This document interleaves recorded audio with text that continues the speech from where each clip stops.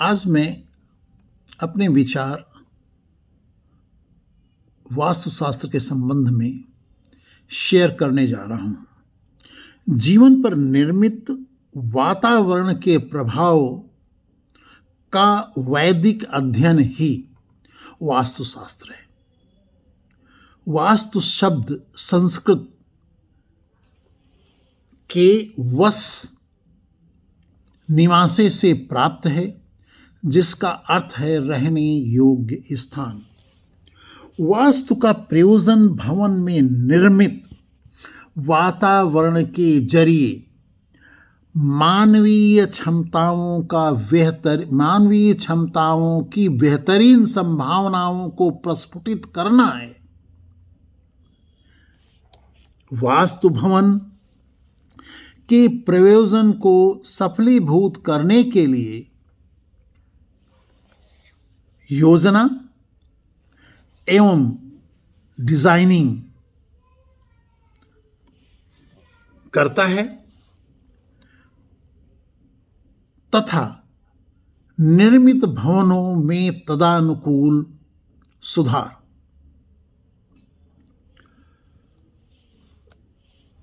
आकाशीय अल्केमी को समझना ही वास्तु है। आपके अंदर का आकाश, आपके आसपास आकाश का विस्तार है। एक निर्मित भवन में उसका भीतरी आकाश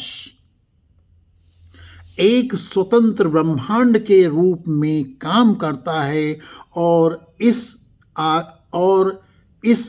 आकाश का आकार विभिन्न दिशाओं से प्राप्त शक्तियों द्वारा होता है।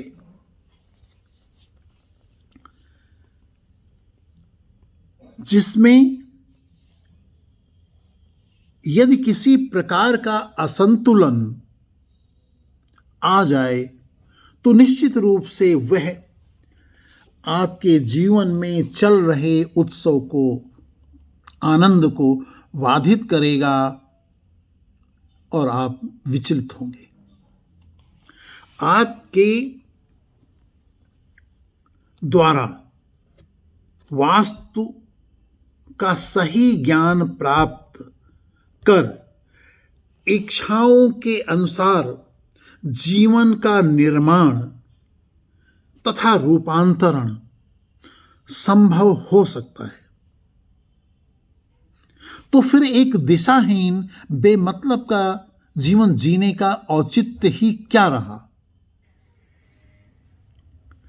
हर स्पेस का एक विशेष उद्देश्य होता है, लक्ष्य होता है, और यदि यह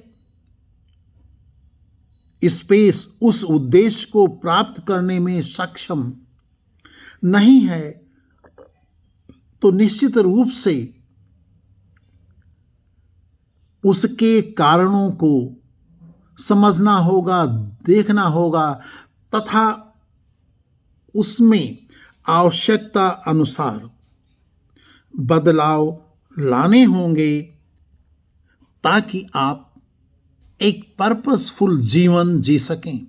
और यह कार्य वास्तु शास्त्र ही कर सकता है। वास्तु का मूल प्रयोजन आपके भीतरी स्पेस का अध्ययन है, जिसमें आप रहते हैं या उस स्पेस में आप काम करते हैं। और यदि उसमें किसी प्रकार की कोई खराबियां हैं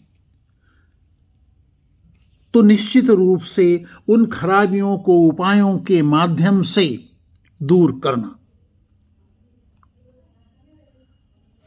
हर स्पेस का एक विशेष उद्देश्य होता है, एक विशेष प्रयोजन है। वह चाहे आपके भीतर का स्पेस हो या बाहर का स्पेस हो। यदि वह प्रयोजन को पूर्ण नहीं करता है तो फिर उसमें सुधार की आवश्यकता है।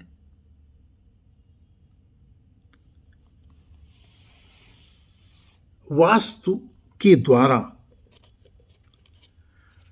आप अपने जीवन में चल रहे व्यवधानों, मन में उत्पन्न बाधाओं, ऑब्स्टेकल्स को दूर कर सकते हैं और ऐसा करने के बाद एक सफल जीवन, पूर्ण जीवन जी सकते हैं तथा अपनी मानवीय क्षमताओं जो कि आप में सन्निहित हैं उसके द्वारा आप समाज में अपना यथोचित सहयोग कर पूर्ण विश्व को ठीक करने में सहायक हो सकते हैं। अंत में कहना चाहूंगा कि आपका भवन आपके अवचेतन मन को प्रभावित करता है तथा अवचेतन मन में उत्पन्न भाव ही चेतन मन में आकर आपके जीवन की क्रियाकलापों को संचालित करते हैं और इसकी सफलता या असफलता इसी पर निर्भर है कि वह भवन आप पर कैसा प्रभाव डालते हैं। सधन्यवाद।